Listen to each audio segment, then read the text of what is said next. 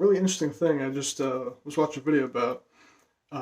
It turns out food technology has had a significant impact on the shape and function of the human face. And it goes down to the bone structure and the muscles that hold those bones in place. So the human skull, despite what we all may think from seeing, skulls in museums and whatnot, is not actually one solid piece. It's actually several bones that fit together into the well-known skull shape, but are held together by fibrous tendons, and different factors can affect how those tendons work. Like certain nerve disorders can cause severe facial deformation, and it's been found that in certain non-westernized communities that the individuals in said community are a lot less likely to have dental malocclusion, which is that's a dictionary ease for crooked teeth. And as you can see, I don't have the straightest teeth. So, anyways, it turns out the relation between food and face shape and crooked teeth is as humanity became more industrialized and started farming and figured out stuff like cooking vessels, foods became softer and less, less tough. So the theory on the subject goes that ancient humans had much wider dental arcs, like the shape of the teeth, because they were eating fibrous plant material and uncooked meat, possibly having to bite and chew through things like skin and sinew, without the thought to cut those parts off. But once agriculture was invented and stuff like cooking pots, when you could cook grain down so it was no longer so tough and such a chore to chew through, that actually severely affected the way that the muscles of the face interact with each other. Now that you could get so many more calories for such, comparatively, such a smaller actual input of chewing energy. So it's actually been found that in isolated cases, those who have dental malocclusion or, just an unattractive face shape can fix that by changing their tongue posture over months and years. The theory is, well, the method rather, is taking the tongue and raising it up to the roof of the mouth and pushing it forward behind the back teeth.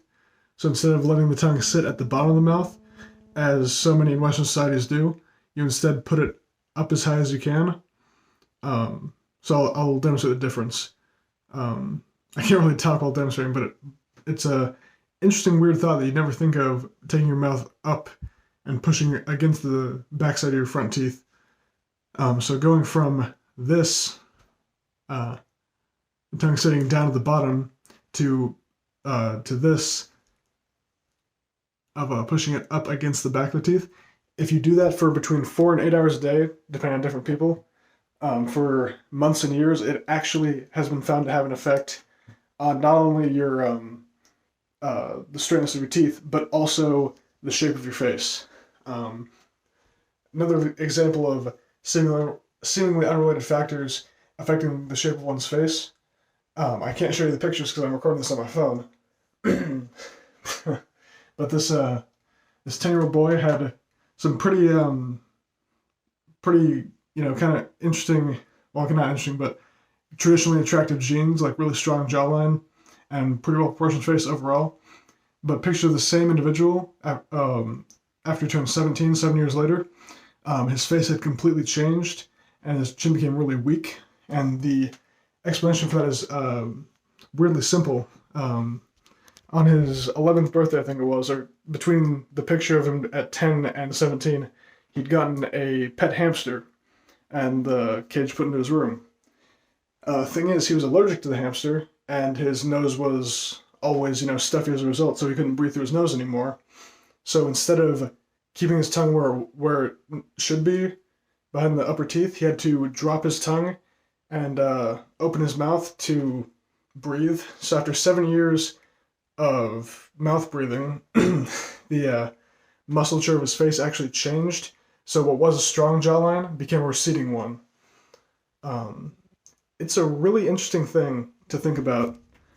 Like, such a seemingly unrelated things can change the shape of a bone we don't even think about.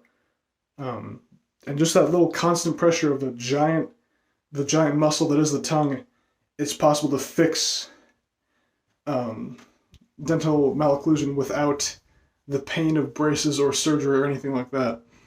So I'll check back in on this malocclusion debacle in 6 months. I'll go for the 8-hour end of that 48-hour suggestion of pressing the tongue up against the back of the front teeth. So it's April 21st, 2021, like 12:55 in the morning.